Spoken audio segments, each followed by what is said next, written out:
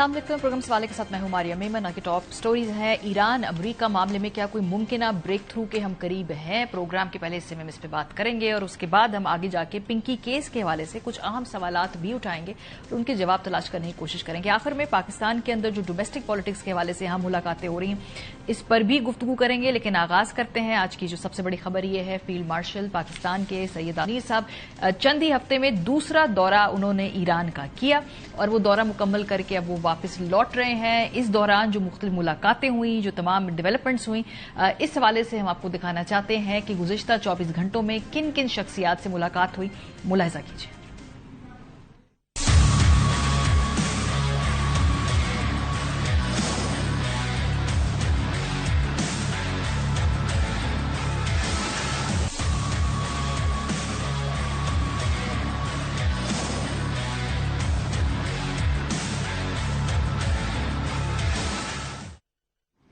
अब से कुछ देर पहले न्यू दिल्ली में बातचीत करते हुए सहाफियों से अमरीकी वजीर खारजा मार्को रूबियो ने इस बात का इजहार किया है कि मुमकिना तौर पर आने वाले चंद घंटों में कोई ना कोई मुसव्वदा मंजर आम पर आ सकता है। उन्होंने तो हफ्ते के दिन का जिक्र किया है, तो बड़े पुरुमीद नजर आ रहे हैं अमरीकी। मार्को रूबियो क्या कहते हैं, सुनिए। The question is about the Iranian issue, and as I said, there's been some progress done, some progress made. Even as I speak to you now, there's some work being done. There is a chance that whether it's later today, tomorrow, in a couple days, we may have something to say. But this issue needs to be solved, as the President has said, one way or the other. Iran can never have a nuclear weapon. The straits need to be opened without tolls. They need to turn over their enriched uranium. They need to turn over their highly enriched uranium. We need to address that issue. We need to address the issue of enrichment. These are the President's points consistently. इस हवाले से अमरीकी वजीर खारजा ने पाकिस्तान के किरदार के हवाले से क्या कहा, ये जरा मुलाहिजा कीजिए। Field Marshal Munir could be traveling there very, very soon. And we're in constant communication with him. At the highest levels of our government are constantly talking to him. The primary interlocutor on this has been Pakistan and continues to be, and they've done I think an admirable job, and that's who we continue to work through. Obviously other countries have interests because especially Gulf countries that are in the middle of all this may have their own situation going on. We talk to all of them. But I would just say that the primary country we've been working with on all of this is Pakistan, and that remains the case. दूसरी तरफ Iran कहता है कि उसने कुछ चंद नए मुतालबात अमरीका के सामने रख दिए हैं। ईरान और अमरीका के दरमियान जो जारी पसे पर्दा सिफारती कोशिशें हैं, राब्तों में जो नई पेशरफ्त है वो सामने आई है और जहां तेहरान ने मुज़ाकरात को आगे बढ़ाने के लिए कई अहम मुतालबात वाशिंगटन के सामने रखे हैं। ईरानी हुकाम के मुताबिक ईरान खित्ते में जारी कशीदगी के खात्मे, बैरून मुल्क मुंजमद तसासों की बहाली और समंदरी रास्तों पर ईरानी जहाजों के तहफ़्फ़ुज़ को मुज़ाकरात का बुनियादी हिस्सा बनाना चाहता है। ईरानी मीडिया रिपोर्ट में दावा किया गया है कि अमरीका की जानिब से भेजे गए हालिया पैगामात से दोनों ममालिक के दरमियान बाज मामलात पर फासले कम हुए हैं, तहम एतमाद की फिजा अब भी मुकम्मल तौर पर बहाल नहीं हो सकी। ईरानी वजारत खारजा के तर्जुमान इस्माइल बकाई ने अपने बयान में कहा कि तेहरान मुज़ाकरात को संजीदगी से ले रहा है, लेकिन माजी के तजर्बात के बायस कुछ तहफ़्फ़ुज़ात अब भी मौजूद हैं। उन्होंने कहा कि हम मुआहदे से बहुत दूर भी हैं और बहुत करीब भी हैं। उनका कहना था कि ईरान चाहता है कि लबनान समेत मुख्तलिफ महाजों पर जारी तनाज़ात का खात्मा हो और खित्ते में कशीदगी कम की जाए। उन्होंने इस तासुर को भी मुस्तरद किया कि जौहरी प्रोग्राम से मुतालिक गर्दिश करने वाली बाज इत्तलात जो हैं वो हकायक पर मबनी है। अमरीका बार बार ईरान की जौहरी सलाहियत के हवाले से सवाल उठाता है और अभी भी प्रेसिडेंट ट्रंप की इस हवाले से यही पोजीशन है कि ईरान के पास जौहरी हथियार नहीं रहने देंगे। मुलाहिजा कीजिए। Iran is dying to make a deal. We'll see what happens, but we hit them hard, and we had no choice because Iran cannot have a nuclear weapon. They cannot have it. Arab media दूसरी तरफ कहता है कि अगर ये मुआहिदा होता है तो उसको हम इस्लामाबाद डिक्लेरेशन करार दिया जाएगा। ये इस्लामाबाद डिक्लेरेशन होगा। प्रोग्राम के इस हिस्से में अब से कुछ देर पहले ISPR की जानिब से भी एक प्रेस रिलीज आई जिसमें इस पाकिस्तान के फील्ड मार्शल की जो दौरा है उस हवाले से मालूमात दी गई और ये कहा गया कि फील्ड मार्शल आसिम मुनीर की मुलाकातें मस्बत और तामीरी माहौल में हुई हैं। इलाकाई कशीदगी पर अहम मुशावरत, अमन व इस्तेहकाम के लिए मुज़ाकराती अमल तेज करने पर इतफाक हुआ है। इलाकाई अमन, इस्तेहकाम, हतमी मुफाहमत के लिए मुशावरती अमल आगे बढ़ाने पर तफसीली तबादला ख्याल भी हुआ है। 24 घंटे के दौरान इंतहाई अहम मुज़ाकरात में हौसला अफजा पेशरफ्त हुई है। इंतहाई अहम मुज़ाकरात में हतमी समझौते की जानिब मस्बत पेशरफ्त हुई है। ईरानी क़यादत ने इलाकाई मसाइल के पुरअमन हल में पाकिस्तान के मुखलिसाना और तामीरी किरदार को सराहा है। ایرانی قیادت نے مذاکرات کے فروغ کے لیے پاکستان کے مخلصانہ کردار کو جو سراہا ہے اس حوالے سے بھی پریس ریلیز میں ذکر کیا گیا ہے. سو پروگرام کے پہلے سے میں ہم بات کریں گے. ہمارے ساتھ موجود ہے ایک پینل. کامران یوسف صاحب ہیں, سینئر صحافی ہیں, ماہر بین الاقوامی امور کے. ہمارے ساتھ اسلام آباد سے موجود ہیں. ڈاکٹر عادل نجم صاحب ڈین ہے بوسٹن یونیورسٹی کے, امریکہ سے ہمارے ساتھ ہیں. افتخار فردوس صاحب اسٹوڈیو میں ہمارا ساتھ دیں گے.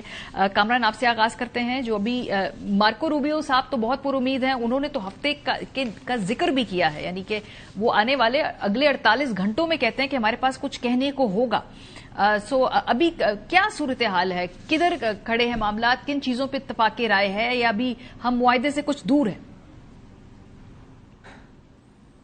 دیکھیں, بہت کچھ آئی تھنک پچھلے چند گھنٹوں میں تیزی سے ڈیولپمنٹس ہو رہی ہیں. جب پاکستان کے فیلڈ مارشل نے اپنا دورہ کنکلوڈ کیا آج شام کو, تو اس کے بعد امیڈیٹلی کچھ اسٹیٹمنٹ تو نہیں آیا تھا. کچھ جو اسٹیٹمنٹ ایران کی طرف سے آئے تو اس میں شاید کچھ لوگوں نے یہ کنکلوڈ کرنا شروع کر دیا کہ یہ دورہ ناکام ہو گیا اور کوئی ڈیل نہیں ہو رہی. لیکن پچھلے چند عرصے میں بہت چیزیں تیزی کے ساتھ تبدیل ہو رہی ہیں. آپ نے خود ذکر کر دیا ISPR کا جو اسٹیٹمنٹ ہے, اگر آپ اس کو ڈی کوڈ کریں تو میرے خیال میں کلیئر ایک انڈیکیشن ہے کہ چیزیں اچھی سمت کی طرف جا رہی ہیں. لیکن میں آپ کی توجہ جو ایران کے وزارت خارجہ کے ترجمان ہیں ان کے لیٹسٹ بیان کی طرف بھی دلوانا چاہوں گا, کہ جس میں وہ یہ اب کنفرم کر رہے ہیں کہ ہم اس وقت ایک MOU جو ہے, میمورینڈم آف انڈرسٹینڈنگ, اس کو فائنلائز کر رہے ہیں. اور جو ایشوز وہ کہہ رہے ہیں کہ ان کے بقول جو اس وقت ڈسکس کیے جا رہے ہیں وہ ہے کہ اس جنگ کو پرماننٹلی بند کیا جائے, اور فوکس جو ہے ان کے بقول جو US نیول بلاکیڈ ہے, یعنی کہ ظاہر ہے کہ ان کا وہ پرسپیکٹو ہے, اور اس کے ساتھ پھر جو ایرانین جو ایسٹس کے ایشوز ہیں اس کی وہ بات کریں, اور باقی پھر معاملات جو ہیں بعد میں طے کیے جائیں گے. کچھ اور اطلاعات بھی ایسی آ رہی ہیں کہ اس میں باقاعدہ طور پر اب یہ جو MOU ہے جو ایران کی طرف سے تو کنسنٹ دے دیا گیا ہے. اس میں جو اسٹریٹ آف ہرموز کو ری اوپن کرنے کی بھی بات کی گئی ہے. اس میں جب US نیول بلاکیڈ ختم ہو جائے گا, کوئی ایسٹس فریز اگر کیے جائیں گے, اور پھر اگلے مرحلے میں جو نیوکلیر اور باقی ایشوز ہیں ان پر ڈسکشن ہوگی. تو جو میری اپنی انڈرسٹینڈنگ ہے کہ جو بھی وہاں پر ڈسکشن ہوئی ہے, اب ظاہر ہے کہ پاکستان کی سائڈ امریکہ کو بریف کرے گی, اور مے بی اگلے چند گھنٹوں میں پھر امریکہ کی طرف سے جو رسپانس آئے گا, تو جو مارکو روبیو بھی کر رہے ہیں, جو ٹائم لائن 24 سے 48 گھنٹے کی دے رہے ہیں, تو I would also stick to that کہ اگر امریکہ کی طرف سے کوئی پازیٹیو رسپانس آتا ہے, جو ایران سے خبریں آ رہی ہیں, کم از کم ایران کے اینڈ پر جو ان کا پرسپیکٹو ہے وہ تو شاید وہ اگری کر گئے ہیں. کیا امریکہ اس پر اگری کرے گا؟ اور اگر امریکہ اگری کر گیا تو ڈیفینیٹلی آئی تھنک ایک بڑی اناؤنسمنٹ جو ہے اس کے حوالے سے بہت جلد ہم اس کی توقع کر سکتے ہیں. کامران, لیکن آپ نے جیسے کہا کہ یورینیم افزودگی کا معاملہ پھر اب دوسرے مرحلے تک چلا گیا, تو بڑی میجر فلیکسیبلٹی ادھر ہم نے دیکھا امریکی موقف کے اندر بھی آئی ہے, ورنہ وہ تو یورینیم افزودگی کے ایشو کے علاوہ بات کرنے پہ اس طریقے سے تیار نہیں تھے. کیا یہ درست اسیسمنٹ ہے؟ نہیں, دیکھیں, اس میں نے کہا کہ یہ ایران کی طرف سے موقف ہے, اور جب ظاہر دو فریقین ہوتے ہیں تو ایران جو اپنا پرسپیکٹو ہے وہ بیان کرے گا. اب جب ہمارے سامنے ایکچولی MOU یا اگر کوئی اس طرح کا معاہدہ ہوتا ہے انٹرم, وہ جب سامنے آئے گا تو اس میں پھر بعد میں اندازہ ہوگا. اٹ از پاسبل, کیونکہ امریکہ کے لیے یہ بہت بڑی چیز ہے. وہ تو ایسا نہیں ہے کہ بالکل اگر آپ اس کو ایکسکلوڈ کر دیں گے نیوکلیر والے ایشو کو تو امریکہ تو اس پہ نہیں مانے گا. یہ پاسبل ہے کہ انیشلی اسٹریٹ آف ہرموز کے اوپر اور باقی چیزوں کے اوپر اگریمنٹ ہو جائے, اور یہ جو عارضی جنگ بندی ہے پرماننٹ جنگ بندی میں چلی جائے, اور اس لیٹر آف انٹینٹ کہہ لیں جو امریکی صدر ٹرمپ نے خود بھی کہا تھا, اس میں جو مجھے لگتا ہے کہ شاید جو دونوں فریقین ہیں جو ایجنڈا آئٹمز ہیں کہ ان ایشوز کے اوپر ڈسکشن ہوگی, تو اس ایشو کے اس ایجنڈے کے اندر نیوکلیر والا جو ایشو ہے وہ ہو سکتا ہے کہ ہائی لائٹ ہو جائے جو امریکہ جو چاہتا ہے, اور پھر جو اس پر مذاکرات ہیں وہ اگلی سٹیج کے اوپر ہوں. تو ایسا ممکن نہیں ہے کہ شاید کہ جو نیوکلیر والا ایشو ہے اگر کوئی ابتدائی معاہدہ بھی ہوتا ہے تو اس میں مکمل طور پر اس کا کوئی ذکر نہیں ہوگا.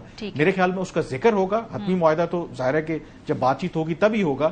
تو اس طریقے سے شاید ہو سکتا ہے کہ پھر جو عام طور پر اس طرح کے معاہدے جب ہوتے ہیں تو اس میں لینگویج کے اوپر بھی بہت زیادہ لے دے ہوتی ہے, تو ہو سکتا ہے کہ کچھ اس طریقے سے اس کو ڈرافٹ کیا جائے کہ جس میں جو دونوں امریکہ اور ایران کے کنسرنز ہیں وہ اس میں ریفلیکٹ ہوں, اور دونوں کو ایک ایگزٹ اسٹریٹجی بھی مل جائے اور کچھ ون ون سینیریو دونوں اپنی اپنی کانسٹیچوئنسیز کے اندر پروجیکٹ کر سکیں. ڈاکٹر عادل نجم صاحب, امریکی صدر تو اپنے بیٹے کی شادی بھی اوپر بھی نہیں جا رہے, اتنے وہ فکر مند ہے ایران کی معاہدے کے حوالے سے. جو ابھی یہ ڈیولپمنٹ ہوئی ہے لیٹسٹ, اس کو آپ کس طرح سے ڈی کوڈ کرتے ہیں؟ شکریہ جی. دیکھیں امریکی صدر شادی پہ نہیں جا رہے, اس میں ان کے خاندان عجیب سے, وہ اپنی شادی میں پتہ نہیں گئے کہ نہیں. سو وہاں شادیاں ہوتی رہتی ہیں, ان کے بیٹے کی بھی کافی ہوئی ہیں, ان کی بھی ہوئی ہیں. So I think that is a separate thing. اس کو ہم اتنا نہ ریڈ کریں. وہ اس پہ اسپینڈ ڈال رہے ہیں کہ جی بڑا امپورٹنٹ ہے. گولف تو وہ چھوڑتے نہیں ہیں, لیکن یہ امپورٹنٹ انہوں نے چھوڑ دیا, لیکن وہ الگ بات ہے.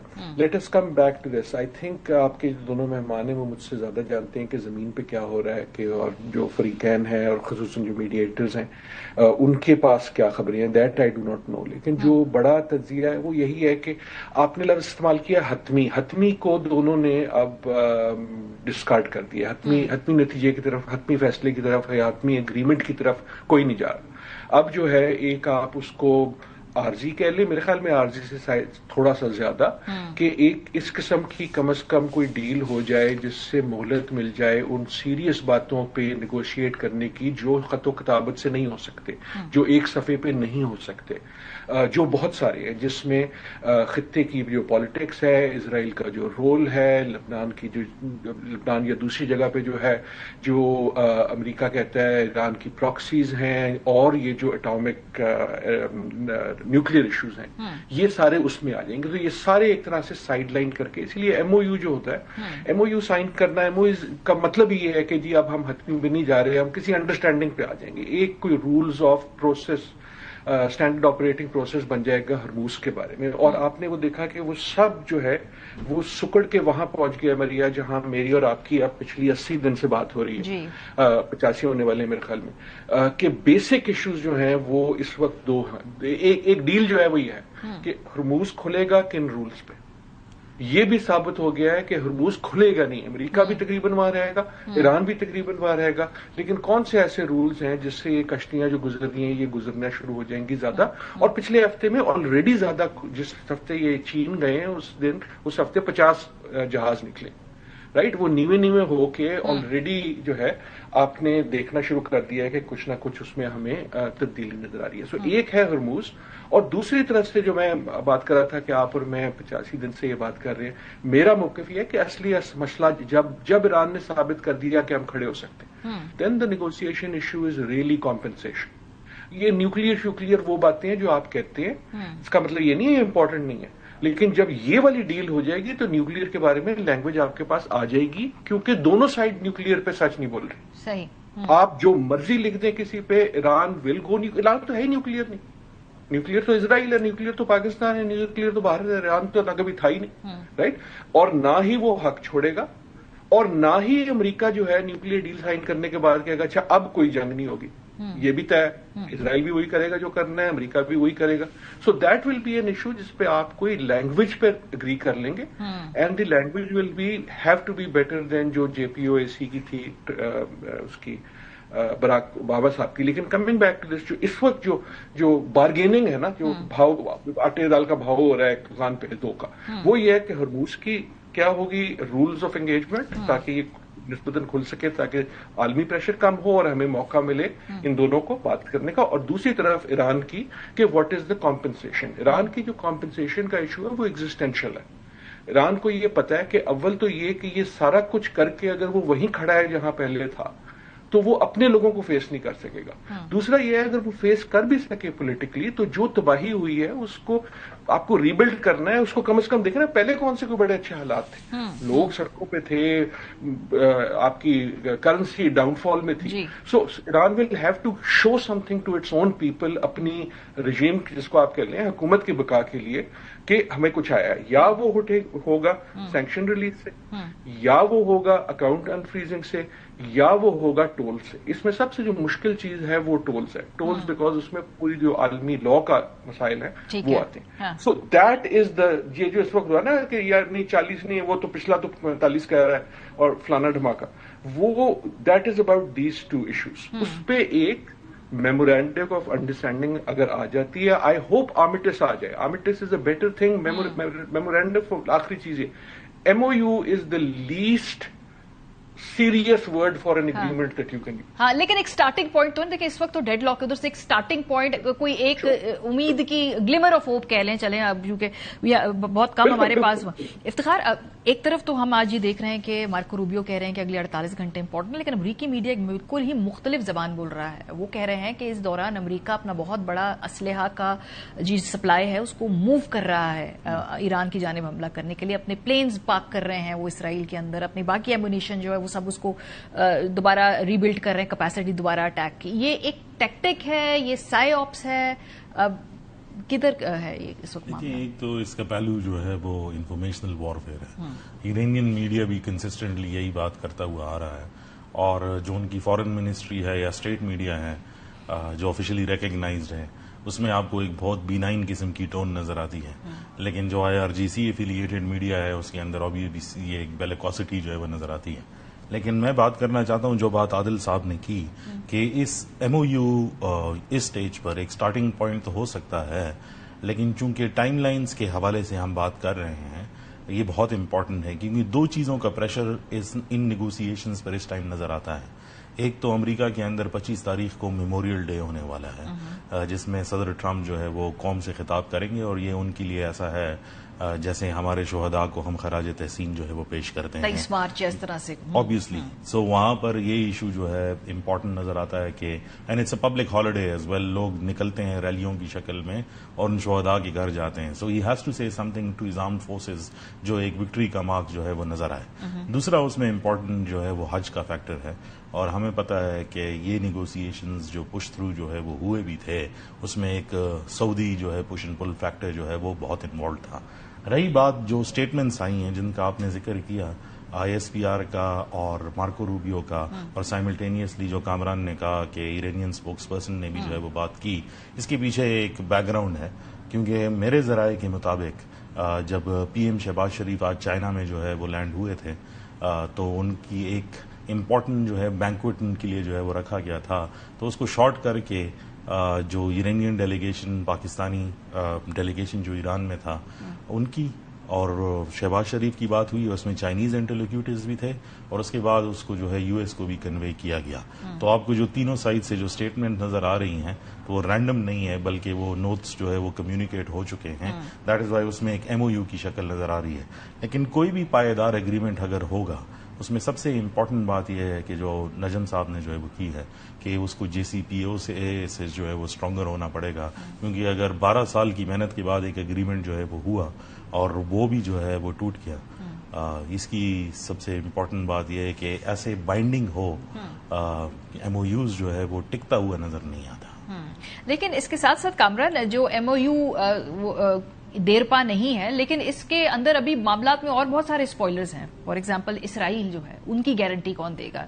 अगर ये मुआहिदा किसी तरफ जाता भी है तो इसके गारंटर्स कौन है? इसको इम्प्लीमेंट करना लॉन्ग टर्म के अंदर, इसकी खिलाफ वर्जी ना हो। तो ये सारी बातें जो है अभी बहुत मराहिल है इसको फाइनलाइज होने में, या ये तय हो चुका है, या इसके खदोखाल कुछ आ जाएंगे सामने आने वाले चंद दिनों में? आई थिंक इसमें जो लोगों का स्केप्टिसिज्म है वो बिल्कुल अपनी जगह पे जायज है। मुझे याद है जब 7 अप्रैल को भी पाकिस्तान की तरफ से जब सीज फायर ये करवाई गई थी, तो उस वक्त भी लोगों को ये लगता था कि ये 24 से 48 घंटे भी सीज फायर नहीं चलेगी। तो वो ना सिर्फ सीज फायर चली, उसके बाद अमेरिकी सदर ट्रंप ने उसको इंडेफिनेटली एक्सटेंड किया। तो मैं बीइंग ऑप्टिमिस्ट, मुझे लगता है कि बेशक जो MOU है, ये बात एक ब्रॉडर डिस्कशन हो जाती है कि MOU हो या हतमी एग्रीमेंट हो, इसका ये हरगिज मतलब नहीं है कि मिडिल ईस्ट के जो मसाइल हैं, ईरान और अमेरिका और इसराइल के जो मामलात हैं वो हमेशा के लिए खत्म हो जाएंगे। जो root cause of the problem है वो तो अपनी जगह पे मौजूद है। लेकिन अगर आप इमीडिएट फ्यूचर की बात करें, मुझे लगता है क्योंकि इस जंग के नतीजे में जो सबक मिला है अमेरिका को भी कि ये कोई इतनी आसान गेम नहीं है। पूरा जो सिस्टम है वो तलपट हो गया है, खास करके जो दोबारा अगर खुदा ना खास्ता जंग होती है तो फिर आप जो इकोनॉमिक रिसेशन है ग्लोबल, उससे आप अपने आप को बचा नहीं सकते। तो मुझे लगता है कि one step at a time, अगर फर्ज करें कि ये MOU हो जाता है, और उसमें जो सबसे की फैक्टर है इसराइल बिल्कुल स्पॉइलर है, बट डोंट फॉरगेट कि इसराइल जो है या बेंजामिन नेतन्याहू बगैर ट्रंप के गो अहेड के कोई ऐसा स्टेप नहीं लेगा। बिल्कुल ट्रंप बेंजामिन नेतन्याहू को अपना दोस्त कहते हैं, लेकिन ये भी याद रखें कि ट्रंप जो है वो ही इज अ किंग, اور جو بادشاہ ہے نا اگر آپ اس کو ناراض کریں گے یا اس کی مرضی کے خلاف کام کریں گے تو بینجامن نیتنیاہو کو یہ بھی پتا ہے کہ وہ کسی وقت بھی پھر پلٹا بھی کھا سکتے ہیں. تو ایز لانگ ایز اگر کوئی ایم او یو ہوتا ہے, کوئی معاہدہ ہوتا ہے, ٹرمپ اس کو بیک کرتے ہیں, تو جو اسرائیلی پرائم منسٹر ہے یا اسرائیلی ہارڈ لائنرز ہیں, میرا نہیں خیال کہ وہ اتنا بڑا رسک لیں گے کہ وہ کوئی اسپوائلر والا اس میں رول پلے کریں. تو ابھی تک کی جتنے جو میسجز, جتنے جو سگنلز آ رہے ہیں وہ تو پازیٹیو ہیں, اور اس کی وجہ یہ ہے کہ جو سٹیکس ہیں وہ میں نے کہا کہ بہت زیادہ ہائی ہیں. مجھے نہیں لگتا کہ امریکہ بھی چاہتا ہے دوبارہ ہم جنگ کریں. ایران پبلکلی جو مرضی سٹیٹمنٹس دیتا رہے, وہ بھی جنگ میں دوبارہ واپس نہیں جانا چاہتے. گلف کی بات کریں وہ تو بالکل بھی اس کے بارے میں آلریڈی ان کو نقصانات ہوئے. آف لیٹ ایون یو اے ای جو ہے, جو پہلے شاید میڈیشن کے حق میں نہیں تھا, جو کہتا تھا کہ جو ایران کا کرنٹ رجیم ہے اس کو ختم ہونا چاہیے, وہ بھی اب اس فیور میں ہے کہ اگر اس میڈیشن کے ذریعے کوئی معاملات حل ہوتے ہیں تو گڈ انف, کہ اس کو میرے خیال میں بہتر ہے کہ اس کو حل ہو جانا چاہیے. تو یس, اسپوائلرز اپنی جگہ پہ بالکل موجود رہیں گے, لیکن جتنا سفر پاکستان کی مدد سے اور پھر باقی پلیئرز انوالو ہوئے ہیں, یہاں تک ہم آ گئے ہیں, تو لیٹس ہوپ کہ یہ جو باقی ہرڈلز بھی ہیں اس کو بھی ہم کراس کر لیں گے. بالکل ٹھیک بات ہے. عادل نجم صاحب, یہ امریکہ نے اسرائیل کو مینج کرنے کے بعد یہاں تک ہم ایم او یو کی سٹیج پر آ گئے ہوں گے, اس کے بغیر تو یہ ممکن نہیں ہے نا. اس کا مطلب ہے کہ یہ اسپوائلر کو بھی تھوڑا سا نیوٹرلائز کر دیا امریکہ نے. دیکھیں, آپ کی جو دو مہمان ہیں میرے خیال میں پاکستان میں انٹرنیشنل سیکیورٹی پہ ان سے زیادہ انفارمڈ لوگ ہیں نہیں. سو میں بہت زیادہ عزت کے ساتھ آئی ہوپ کہ کامران از رائٹ. عموماً میں آپٹیمسٹ ہوتا ہوں, لیکن کامران مجھ سے بھی زیادہ آپٹیمسٹ ہے اس مسئلے پہ. سو جو نیوٹرلائز کرنے والے مسئلے پہ but before coming to that مجھے ایک بات کلیئر کرنے دیں. میری باتوں سے کم از کم یہ خیال نہیں ہونا چاہیے کہ ایم او یو امپورٹنٹ نہیں ہے. بہت امپورٹنٹ ہے, کیونکہ اگر دوسرے سٹیپ پہ جانا ہے تو پہلا لینا پڑے گا نا پہلے.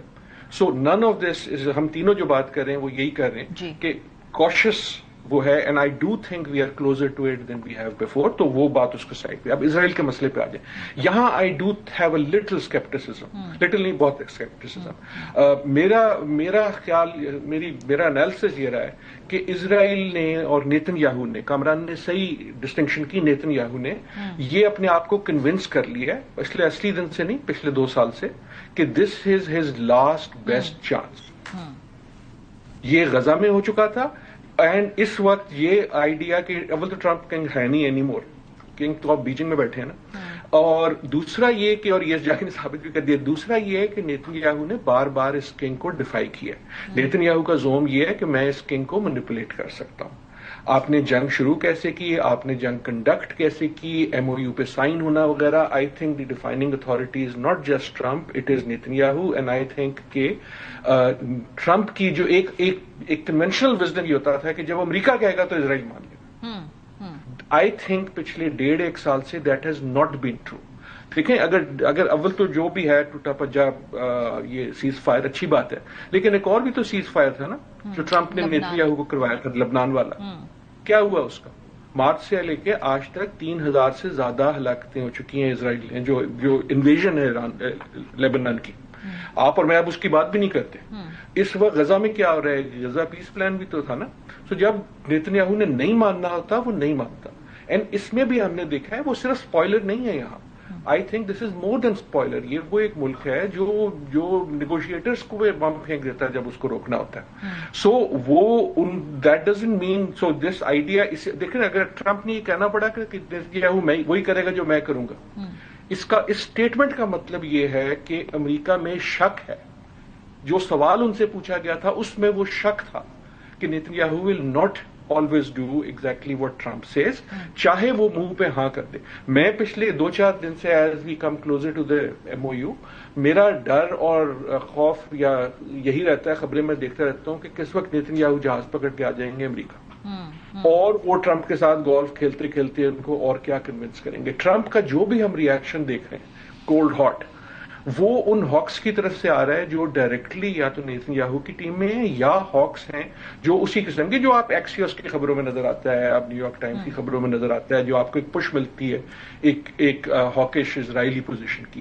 آخری جملے کی مجھے ایک اجازت دیجیے, I hope I am wrong. اس سارے میں I hope I am wrong, اس خاص طور پہ اس میں مجھے ڈر یہ ہے کہ Donald Trump has کارنرڈ himself because of the ہاکس. اچھا, کہ سائن کرنے سے پہلے وہ کسی نہ کسی قسم کی کائنیٹک ایکشن کریں گے. اچھا उनके जहन में ये है कि यार आखिरी मैं ये करूंगा, अच्छा जब हो जाएगा फिर मैं तुम्हें स्लेज हैमर किस्म की चीज करूंगा और फिर मैं कहूंगा कि अच्छा अब जो है ना मैं बड़ा आदमी बन के पीछे हट जाता हूं. खौफ इसलिए है कि that would under estimate the reaction that might come from Iran. और अगर गल्फ मुल्क जो हैं वो इस वक्त जो है बार बार ट्रंप को कह रहे हैं ऐसा मत करो सपोजिटली, तो उसके पीछे ये उनको ये पता है कि अगर अमेरिका ऐसे करेगा तो उसकी कीमत जो है वो गल्फ में होगी, वाशिंगटन में. ठीक है, ये जो आपने बात, that is what is keeping it from the signature, but do not under estimate the power of Netanyahu. जी इफ्तिखार, ये दो मुख्तलिफ पॉइंट. मारी अगर क्विकली मुझे अगर 10 सेकंड देने, आपने इफ्तिखार फिरदौस के पास जाना, मैं क्विकली डॉक्टर साहब बिल्कुल, एक तो मुझे मैं कॉम्प्लीमेंट लूंगा, बड़ी इनकी वैसे पॉजिटिव वाइब आती है, तो अगर मुझे ये अपने से ज्यादा ऑप्टिमिस्ट समझ रहे हैं तो मैं ये कॉम्प्लीमेंट लूंगा.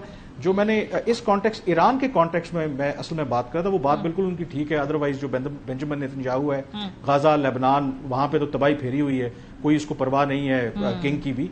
लेकिन इस केस के अंदर एवरीबडी नोज के हमेशा से हार्ड लाइनर्स की, इजरायली की कोशिश रही ईरान पर हमला करने की, लेकिन कभी इससे पहले यूएस एडमिनिस्ट्रेशन ने सपोर्ट नहीं किया था इजराइल को. उसमें उनको सपोर्ट बहुत चाहिए. आई थिंक इसके अंदर मुझे थोड़ा सा जो इसमें डाउट है कि वो सोलो फ्लाइट नहीं ले सकते ईरान के खिलाफ, उनको अमेरिका की सपोर्ट चाहिए मिलिटरीली और अदरवाइज. ये थोड़ा सा मैं करेक्शन करना चाहता हूं. जी इफ्तिखार, यही सवाल मेरा आपके साथ है कि दो मुख्तलिफ रवैये पॉइंट ऑफ व्यू है इसमें इसराइल के स्पॉइलर किरदार होने के हवाले से. देखें, सबसे इम्पोर्टेंट बात तो यह है कि इससे पहले जो मीडिएशन जितनी भी हुई थी मिडल ईस्ट के हवाले से, और जो इसराइल ईरान जो है वो कॉन्फ्लिक्ट है, उसके अंदर जितने भी लोग इन्वॉल्व थे प्रोसेसेस के अंदर, अगर उसको सैबोटाज करने के लिए जो है कोई काम किया गया तो उस प्रोसेस के अंदर पाकिस्तान नहीं था.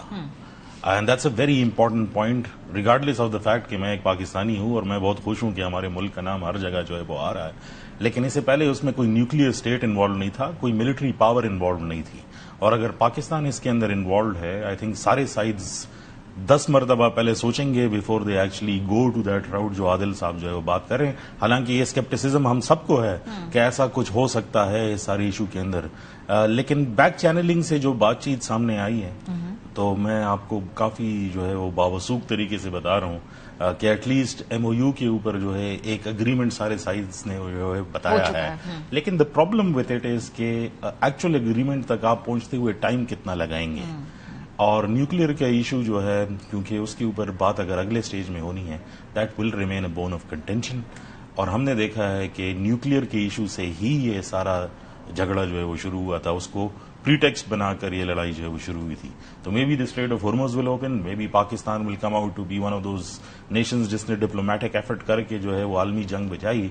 लेकिन जो हमारे बाकी दो साथियों ने भी कहा कि वो प्रॉब्लम्स जो है वो रहेंगे, कोर इशू सॉल्व नहीं होगा जब तक कोर इशू, और उसमें टाइमिंग बहुत इंपॉर्टेंट है कि how much time will it require. बहुत शुक्रिया तीनों मेहमानों का. ब्रेक पे जाएंगे, जब वापस आएंगे पाकिस्तान के अंदर जो ड्रग्स की बढ़ती हुई शरह है नौजवानों में खासतौर पर जो इस्तेमाल करने की, उस पर बात करेंगे. और पिंकी केस हमने देखा पिछले एक हफ्ते से मीडिया की नजरों में है, लेकिन ऑन ग्राउंड एक्चुअली प्रोसिक्यूशन की जानिब से, पुलिस की जानिब से उस पर कितना काम हो रहा है, इस पर बात करेंगे. ब्रेक के बाद हमारे साथ रहेंगे. Welcome back. अनमोल उर्फ पिंकी का केस हम मीडिया में गुज़श्ता 15 दिनों से देख तो रहे हैं, लेकिन ऑन ग्राउंड इस पे तफ्तीशी हवाले से क्या काम हो रहा है, जो चालान पेश किया जा रहा है उसकी डिटेल्स क्या है, और मुकदमा और जो प्रोसिक्यूशन है आगे उसके जो मराहिल हैं उस पर किस तरह से पुलिस मूव कर रही है. प्रोग्राम के सिलसिले में हम इस पे मजीद अपडेट्स भी लेंगे. लेकिन फिलहाल जो अब तक सबसे बड़ी अपडेट ये है कि तमाम मुकदमात में जो जुडिशल रिमांड पर फिलहाल अनमोल पिंकी को भेज दिया गया है. ये है जी इस वक्त की जो लेटेस्ट खबर. लेकिन इतनी जल्दी जुडिशल हो जाना, इसके ऊपर भी जो कानूनी माहिरीन है वो सवाल खड़ा कर रहे हैं. अनमोल उर्फ पिंकी ने जब कहा था कि आप मेरा कुछ नहीं बिगाड़ सकते, तो माहिरीन कहते हैं कि कराची पुलिस ने अपनी रवायत बरकरार रखी और अनमोल पिंकी के तमाम मुकदमात अदालत में एक साथ पेश करके रिमांड के रास्ते बंद कर दिए. क्या पुलिस ने तमाम मुकदमात एक साथ पेश करके खुद ही रिमांड खत्म करा लिया है, ये सवाल उठ रहा है. तमाम एफआईआर एक साथ पेश करना क्या मुलजिमा को रिलीफ देने की कोई कोशिश है? अगर तफ्तीश करनी थी तो मुकदमात अलग अलग पेश क्यों नहीं نہیں کیے جا رہے. پولیس کے کردار نے کئی سوالات کو جنم دیا ہے. کیا پولیس کا عمل سنجیدہ تفتیش تھی یا جان چھڑانے کی کوشش؟ کیا پولیس کی ایسی کوئی مجبوری تھی جو سارے مقدمات ایک ساتھ عدالت میں پیش کیے؟ ماہر قانون کیسر عام کہتے ہیں پولیس چاہتی تو بغدادی تھانے میں درج قتل مقدمے میں پنکی کا ریمانڈ لے سکتی تھی، لیکن نہیں لیا گیا ہے. ہمارے ساتھ ہمارے نمائندے نذیر شاہ صاحب موجود ہیں جو اس کیس کو کور کر رہے ہیں. نذیر، ابھی تک بتائیے کہ تقریباً 15 دن ہو چکے ہیں پنکی کی گرفتاری کے، کیا ابھی تک ڈیولپمنٹ ہوئی ہے؟ اور اس کیس کے حوالے سے جیسے ہم نے اس دن ڈسکس کیا کہ ارمغان کیس سے کچھ نہیں سیکھا گیا، جو نئے ایس او پیز ہیں وہ ترتیب سے ان کو فالو نہیں کیا جا رہا. کیا اس ایک ہفتے میں کچھ مختلف دیکھا ہے آپ نے رویے میں پولیس کے تفتیشی جو عملہ ہے اس کے؟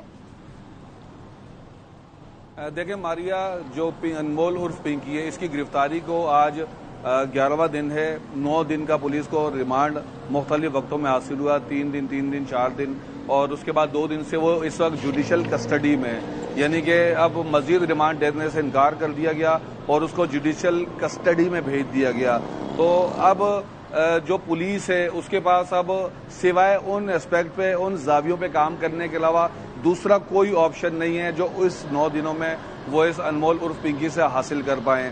جب اس کو 12 تاریخ کو رات کے وقت گرفتار کیا گیا تھا تو 3 بجے اس کی ایف آئی آر درج ہوئی. 5 بجے جو تفتیشی افسر ہے وہ آیا، اس نے اس کی کسٹڈی لی.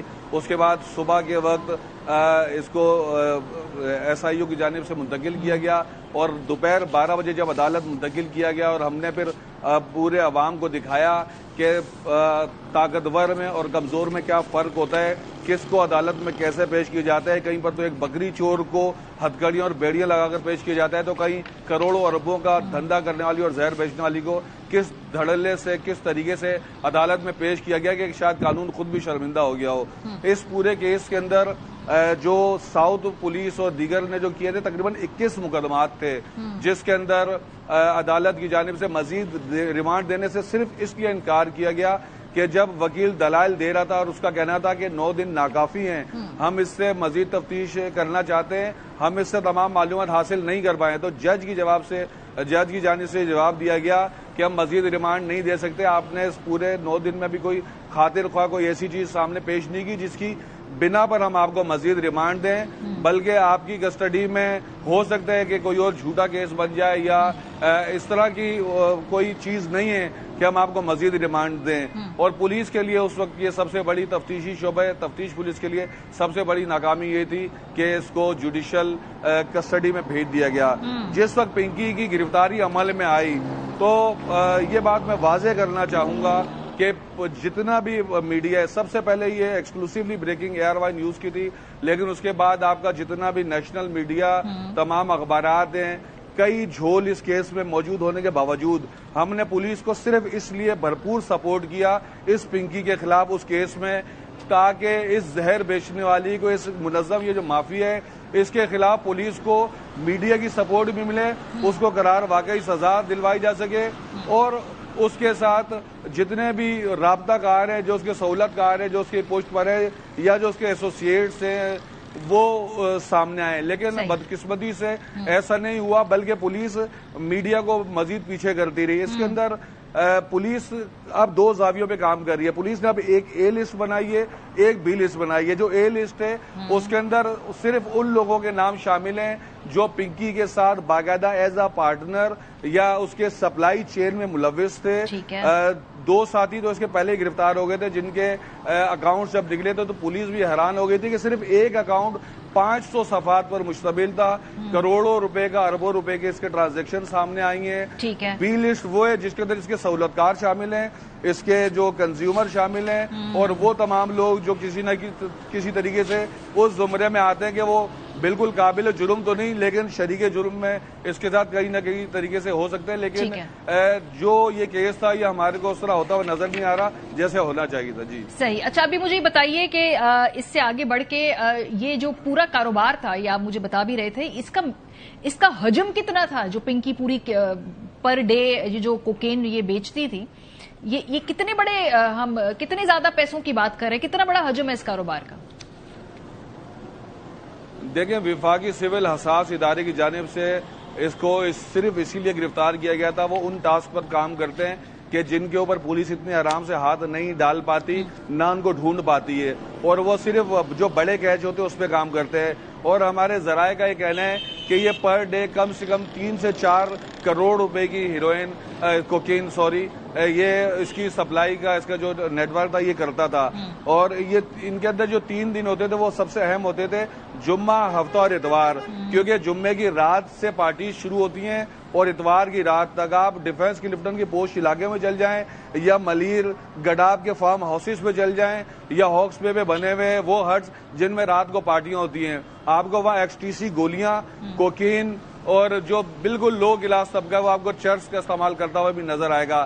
لیکن کوکین کی جو سب سے بڑی کھپت تھی، اس کا سب سے بڑا جو بائر تھا وہ ایلیٹ کلاس تھا، وہ کلاس تھی جو اپنے بچوں کو پڑھنے کے لیے لاکھوں روپے فیسز ادا کر کے بھیجتے ہیں، یا پھر وہ اپنے بچوں کو بڑا آدمی بنانا چاہتے ہیں. لیکن ایسے لوگوں نے بااثر لوگوں کی پش پناہی سے اور ایسے ایلیمنٹس کی مدد سے ان لوگوں کو ہدف بنایا، جس میں سب سے جو نمبر 1 ان کا جو ہدف تھا وہ کم عمر طلبہ و طالبات تھے، اسکول، کالج، یونیورسٹی کا. یہ جو آپ نے بات کی نا نذیر، اسی پہ میں ہمارے پاس ایک رپورٹ بھی ہے، بہت شکریہ، ہم وہ رپورٹ اپنے دیکھنے والوں کو بتانا بھی چاہیں کہ آپ جانتے ہیں کہ جو ڈرگز کے ایشو کے حوالے سے متواتر اس طرح پنکی کی طرح کے کردار سامنے آتے ہیں، لیکن ادھر نیگلیجنس کا عالم کیا ہے؟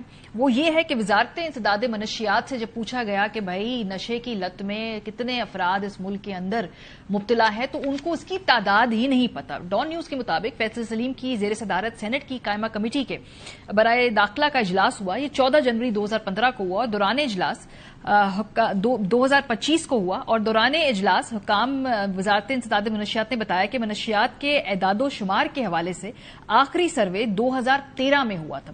آخری سروے کے مطابق 15 سال سے بڑے نشے کے عادی افراد کی تعداد 67 لاکھ سے زائد تھی. 2024 میں ایک سروے ہونا تھا لیکن وہ سروے نہیں ہو سکا تھا، اور اب خبر یہ ہے کہ وفاقی حکومت اس سال دسمبر میں نیا سروے کروائے گی. یعنی کہ ماشاءاللہ اس ملک کے اندر گزشتہ 13 سال سے کوئی سروے ہوا ہی نہیں ہے جس سے پتہ چلے کہ کتنے فیصد نوجوان نشے کی لت میں مبتلا ہیں. سو یہ ہے جی پرائیورٹیز، یہ ہے انٹینٹ اور یہ ہے خواہش کہ اس ملک کے نوجوانوں کو نشے کی لت سے بچانا ہے. لیکن پہلے پتہ تو چلے کہ کتنے فیصد نوجوان اس نشے کی لت میں مبتلا ہیں. کوئی سروے نہیں ہے، کوئی سٹڈیز نہیں ہے، اور یہ خود اس کا اعتراف کیا ہے 14 جنوری 2025 کو سینٹ کے اجلاس میں حکومت. بریک پہ جائیں گے، واپس آئیں گے تو پھر جو ملک کے اندر ہونے والی سیاسی ملاقاتیں اس حوالے سے بات کریں گے. ہمارے ساتھ رہیے.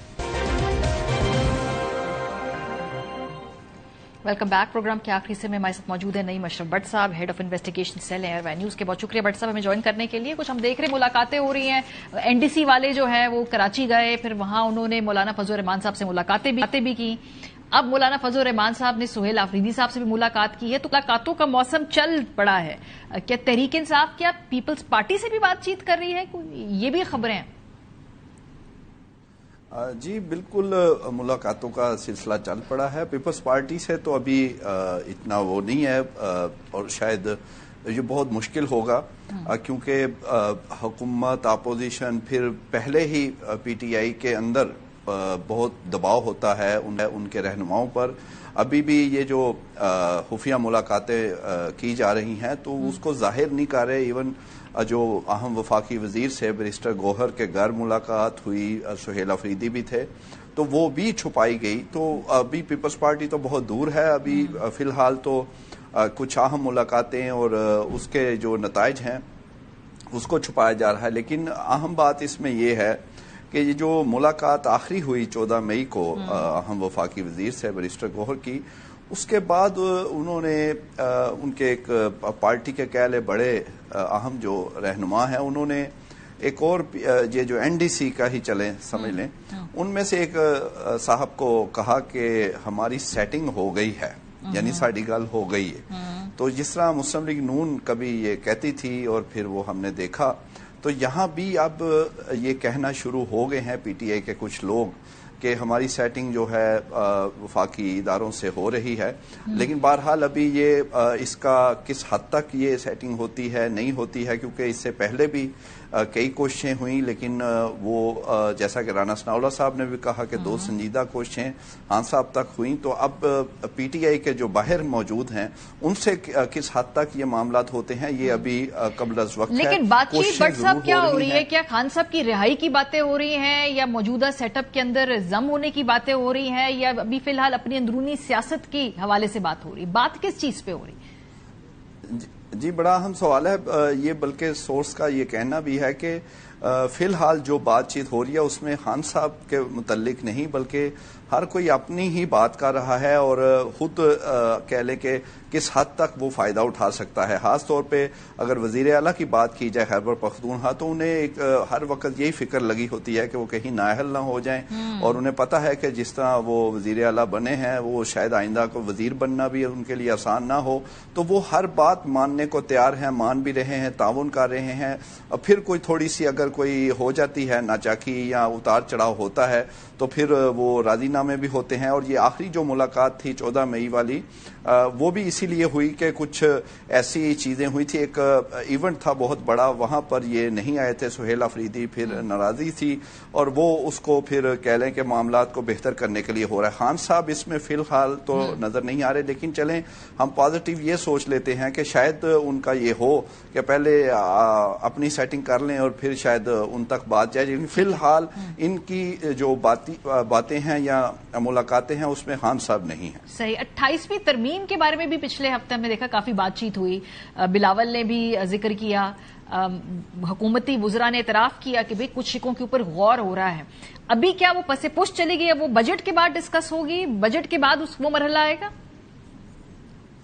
جی بالکل، ظاہر ہے اب تو آگے بجٹ ہوگا، لیکن اس میں اہم جو خبر ہے، ہر کوئی یہ صوبوں کی بات کر رہا ہے، لیکن ایک کنفرم کہہ لیں کہ بہت ہی ریلیونٹ سورس نے یہ ہمیں بتایا ہے، اور یہ ان کی بالکل درست اطلاع ہے کہ اس وقت جو غور ہو رہا ہے وہ اسلام آباد کے یا وفاقی ٹیریٹری جو ہے اس کو پھیلانے کی بات ہو رہی ہے، بجائے اس کے کہ جنوبی پنجاب بن جائے یا پوٹوہا یا پتہ نہیں کراچی کا، یہ ہو یہ رہا ہے اس وقت غور کے سب سے پہلے جو سابق فاٹا ہے یعنی قبائلی علاقے ہیں ان کو اسلام آباد یا وفاقی کنٹرول میں دوبارہ لایا جائے، یعنی وہ اسلام آباد کے کنٹرول میں ہوگا۔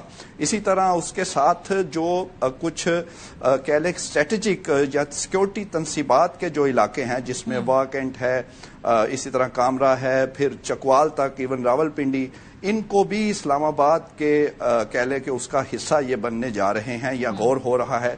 اور تیسرے نمبر پہ گوادر ہے، اور آخری نمبر چوتھا جو ہے وہ کراچی کا ہے۔ کراچی میں اگر مزاحمت ہوئی یا کوئی شور مچا تو اس کا بھی حل یہ ڈھونڈا جا رہا ہے کہ جیسے چندی گڑھ کی مثال ہے انڈیا میں کہ وہ اس کو سینٹرل ٹیریٹری کہا جاتا ہے، لیکن وہ 2 ریاستوں 2 صوبوں کا کیپٹل بھی ہے، پنجاب اور ہریانہ کا۔